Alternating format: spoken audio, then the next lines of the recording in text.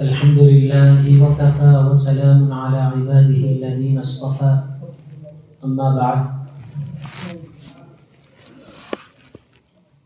عزیزوں،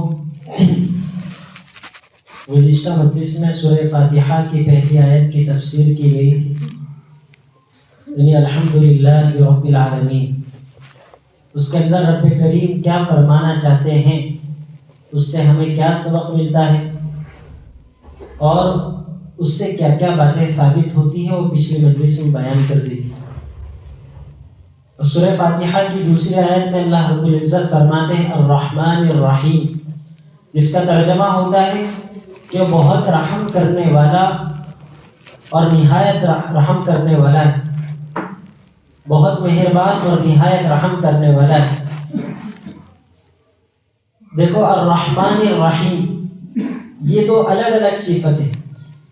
رحمان یہ الگ صفت ہے اور رحیم یہ الگ صفت ہے، لیکن اردو زبان میں اس کا کوئی ترجمہ ممکن نہیں، اس لیے دونوں کا ترجمہ ایک ہی کر دیا گیا، بہت مہربان اور نہایت رحم کرنے والا.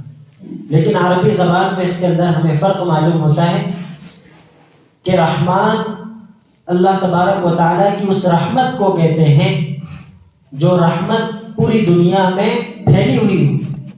یہ رحمان کے اندر جو رحمت کی صفت ہے، اس صفت میں وسعت ہے، پھیلی ہوئی صفت ہے.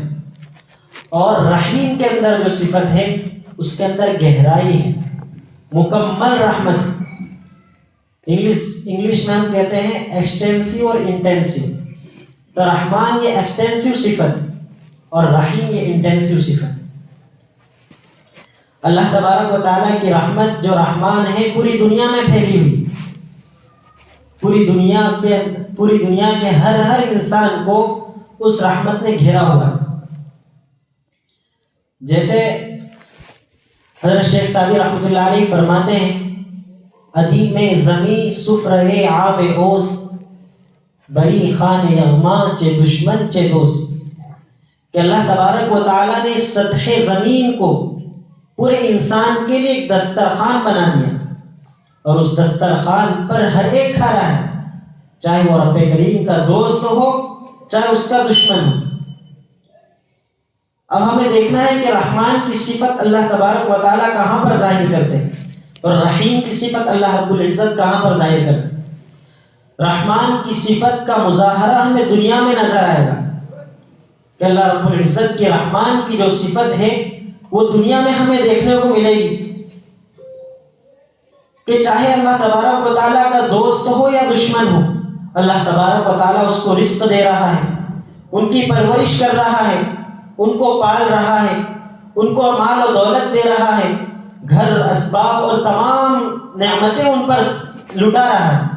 چاہے وہ اللہ تبارک و تعالیٰ کا دوست ہو یا دشمن ہو، چاہے اللہ کا ماننے والا ہو یا نہ ماننے والا ہو، چاہے اللہ کا انکار کرنے والا ہو، چاہے اللہ رب العزت کا مذاق اڑانے والا ہو. صفت رحمان کا اندازہ لگا سکتے ہیں ہم کہ جو اللہ تبارک و تعالیٰ کا انکار کر دے، یہاں تک کہ خود کو کیا کہتا ہے انا ربکم الاعلی. فرعون نے کیا کہا تھا انا ربکم الاعلی، کہ میں سب سے بڑا رب ہوں، لیکن اس کے باوجود بھی رب کریم اس پر اپنی نعمتیں برسا رہا.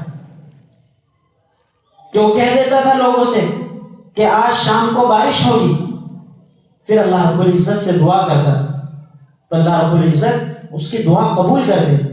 تو یہاں پر رحمان کی صفت ہمیں دکھتی کہ پوری دنیا کے ہر انسان کو، پوری دنیا کی ہر مخلوق کو، چاہے جاندار ہو چاہے بے جان ہو، چاہے انسان ہو چاہے جانور ہو، کیڑے مکوڑے ہو، سانپ بچھو ہو، ہر ایک پر اللہ تبارک و تعالیٰ کی رحمت ہے. اللہ تبارک و تعالیٰ ہر ایک کو رزق پہنچا رہا ہے، ہر ایک کو پال رہا ہے. تو صفت رحمان کا ہمیں اندازہ کہاں لگے گا؟ دنیا میں. اللہ رب العزت رحیم کی صفت کہاں پر ظاہر کرے گا؟ رحیم کا معنی ہوتا ہے وہ رحمت جو مکمل ہو. اس رحیم کی صفت اللہ رب العزت قیامت کے دن آخرت میں ظاہر کرے گا. وہاں پر جو اللہ کا دشمن ہوگا، جو اللہ کا انکار کرنے والا ہوگا، اس پر اللہ رب العزت اپنی رحمت نہیں برسائے گا، بلکہ ان کو دوزخ میں داخل کر دے گا۔ اور جو اللہ رب العزت کا فرما بردار، مطیع اور تابعدار ہوگا، اللہ کے احکام کو پورا کرنے والا ہوگا، حضور کی سنتوں پر چلنے والا ہوگا، اللہ رب العزت اسے جنت نصیب فرمائیں گے اور مکمل رحمت اس پر نازل فرمائیں گے کہ جنت میں داخل ہونے کے بعد وہاں وہ ہر طرح کی نعمتوں کا لطف اٹھائے گا۔ تو رحیم کے معنی ہوئے جس کی صفت مکمل ہو۔ اب دیکھیے کہ یہ رحمان اور رحیم، یہ دونوں صفتوں سے ہمیں کیا سبق ملتے ہیں، ان دونوں صفتوں سے ہمیں کیا اسباب ملتے ہیں، کیا سیکھنے ملتا ہے۔ یہ دونوں صفتیں مفسرین لکھتے ہیں کہ الرحمن اور رحیم، یہ دونوں صفتیں اللہ تبارک و تعالیٰ نے ذکر کر کے ہمیں یہ بتلا دیا کہ اللہ رب العزت کی جو اصل صفت ہے وہ رحمان، رحمت کی صفت ہے۔ حدیث قدسی میں آتا ہے سبقت رحمتی علی غضبی، کہ میری رحمت میرے غضب پر غالب آ گئی، کہ اللہ رب العزت ہر ایک پر رحمت برسا رہا ہے، معاف کر رہا ہے، لوگوں کو رزق دے رہا ہے، ان کو پال پوس کے بڑا کر رہا ہے، لیکن کیوں؟ اللہ اپنی رحمت کی وجہ سے ان کی پرورش کر رہا ہے۔ لیکن جہاں پر اللہ تبارک و تعالیٰ کی نافرمانی ہوتی ہے تو اللہ تبارک و تعالیٰ وہاں پر اپنا غضب نازل فرماتا ہے۔ دوسری بات ہمیں یہ پتہ چلتی ہے کہ جب اللہ رب العزت کی رحمت اللہ رب العزت کے غضب پر غالب ہے تو ہمیں اللہ رب العزت کی رحمت سے فائدہ اٹھانا چاہیے۔ کس طرح فائدہ اٹھانا چاہیے؟ کس طرح فائدہ اٹھانا چاہیے؟ فائدہ اس طرح اٹھائیں کہ ہم اللہ رب العزت سے اپنے گناہوں کی معافی مانگیں، استغفار کریں، تو اللہ رب العزت اپنی رحمت کے ذریعے سے، اپنی صفت رحمت سے ہماری مغفرت فرما دیں۔ یہ اللہ رب العزت کی صفت رحمت سے فائدہ اٹھانا ہے۔ اللہ رب العزت قرآن کریم میں فرماتا ہے ما یفعل اللہ بعذابکم ان شکرتم وآمنتم۔ ایک استاد اپنے شاگرد سے، والدین اپنی اولاد سے، بادشاہ اپنی رعایا سے، اور حاکم اپنے محکوم سے جو بات کہتا ہے کہ تم میرے حکم کی تابعداری کرو گے تو میں تمہیں کیوں سزا دوں گا، کتنی محبت اس میں ہوتی ہے۔ ٹھیک اسی محبت کے ساتھ اللہ رب العزت بندوں سے کہتا ہے ما یفعل اللہ بعذابکم ان شکرتم وآمنتم، اگر تم شکر گزار بنو اور اگر تم ایمان لے آؤ تو میں تمہیں کیوں عذاب دوں گا۔ اللہ رب العزت کے اس جملے میں اتنی محبت بھری ہوئی ہے، اس کا اندازہ ہم نہیں لگا سکتے۔ تو اس سے پتہ چلتا ہے کہ ہمیں اللہ رب العزت کا شکر بھی ادا کرنا چاہیے اور اللہ رب العزت کی صفت رحمت سے فائدہ اٹھانا چاہیے۔ تیسری بات ہمیں اس سے یہ پتہ چلتی ہے کہ جب اللہ رب العزت کی صفت رحمان اور رحیم کی ہے، جب وہ ہر ایک کے ساتھ رحمت کا معاملہ کر رہا ہے تو ہمیں بھی چاہیے کہ ہم ایک دوسرے کے ساتھ رحمت کا معاملہ کریں۔ اگر کسی نے ہمیں کوئی تکلیف پہنچا دی تو اس تکلیف کا بدلہ ہمیں تکلیف دے کر نہیں بلکہ رحمت کے ساتھ اسے معاف کر دینا ہے۔ اگر کوئی ہمیں گالی دے دے تو اس کا بدلہ گالی دینا نہیں بلکہ اسے معاف کر دینا ہے۔ یہ اللہ رب العزت کی صفت رحمان سے ہمیں بھی ایک دوسرے پر رحمت کرنے کا، ایک دوسرے کے ساتھ حسن سلوک کا پتہ چلتا ہے۔ دیکھیے اللہ رب العزت کی جو رحمان کی صفت ہے اس کے اندر وسعت ہے کہ تمام دنیا پر پھیلی ہوئی ہے، لیکن اگر ہم دنیا میں دیکھیں تو ہر راحت کے ساتھ تکلیف ضرور ہے۔ اگر کسی کو راحت مل رہی ہے تو اس کے ساتھ تکلیف بھی ہوگی، کسی کو کوئی خوشی ہو رہی ہے وہ خوشی کے پیچھے کوئی تکلیف ہوگی، کسی کو آرام مل رہا ہے تو آرام کے پیچھے کوئی تکلیف ہوگی۔ یعنی ہر راحت اور چین سکون کے ساتھ تکلیف ہے، چاہے بڑا سے بڑا بادشاہ کیوں نہ ہو، چاہے بڑا سا بڑا دولت مند کیوں نہ ہو، بڑا سا بڑا ڈاکٹر کیوں نہ ہو، اس کو اگر ہم پوچھیں گے کہ بھائی بتلائیے آپ پوری راحت اور آرام میں ہیں تو وہ ہزار دکھڑے سنانے لگے کہ مجھے یہ تکلیف ہے، فلاں تکلیف ہے، فلاں تکلیف ہے۔ کوئی انسان یہ نہیں کہہ سکتا کہ مجھے راحت ہی راحت ہے، میری زندگی میں مجھے کوئی تکلیف ہی نہیں پہنچی، کوئی انسان نہیں کہہ سکتا۔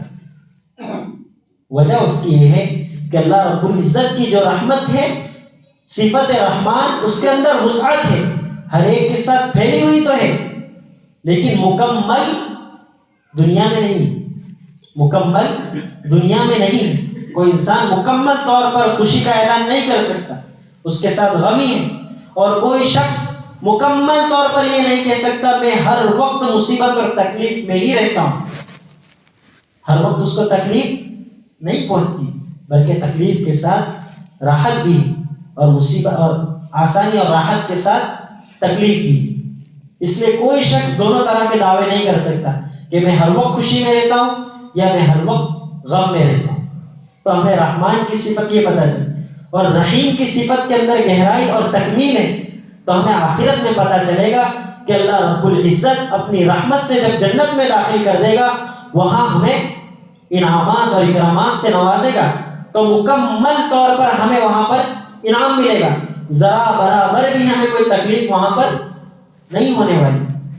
ہم دنیا میں دیکھتے ہیں اگر کسی دسترخوان پر بیٹھے ہوئے، شاہی دسترخوان سجا ہوا ہے، ہر طرح کے مطعومات اس کے اندر رکھے ہوئے، ہر طرح کا کھانا موجود ہے، لیکن ہمیں خوف کیا ہوتا ہے کہ اگر میں زیادہ کھا لوں گا تو کیا ہوگا؟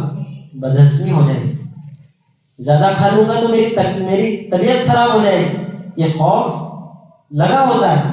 خوشی تو کیا ہے؟ شاہی دسترخوان بچھا ہوا ہے، لیکن اس کے ساتھ خوف بھی لگا ہوا، لیکن جنت میں یہ خوف نہیں ہوگا۔ جنت میں بڑے سے بڑا دسترخوان لگا ہوگا، انسان ان تمام کھانے سے اپنا لطف اٹھائے گا، لذیذ کھانے کھائے گا، لیکن اس کے باوجود بھی اسے خوف نہیں ہوگا کہ مجھے بدہضمی ہو جائے گی، میری طبیعت خراب ہو جائے گی۔ اسے کہتے ہیں ایک ہے گہرائی اور ایک ہے وسعت۔ تو دنیا میں ہمیں رحمت مل رہی ہے، وسعت، لیکن مکمل نہیں۔ مکمل رحمت اللہ کی کہاں نصیب ہوگی؟ آخرت۔ دیکھیے یہ تو اس کی تمام چیز الرحمن الرحیم سے یہ بات نکلتی۔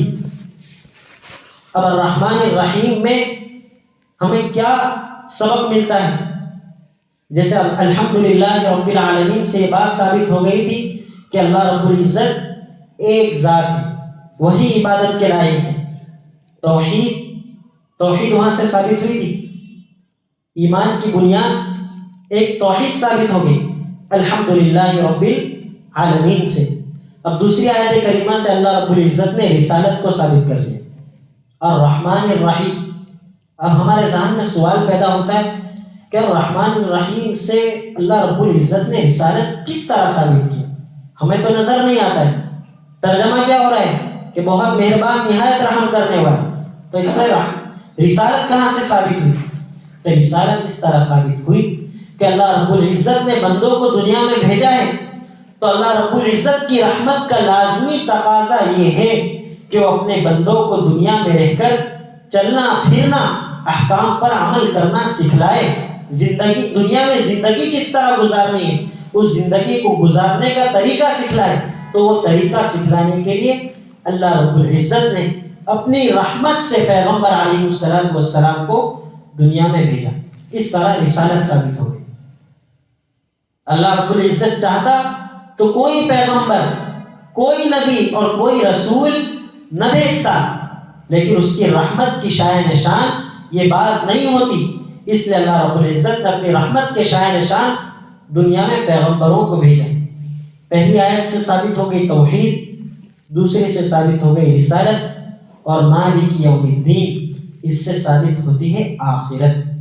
انشاءاللہ اس کی تفصیل آئندہ مجلس میں کریں۔ وآخر دعوانا الحمدللہ رب العالمین۔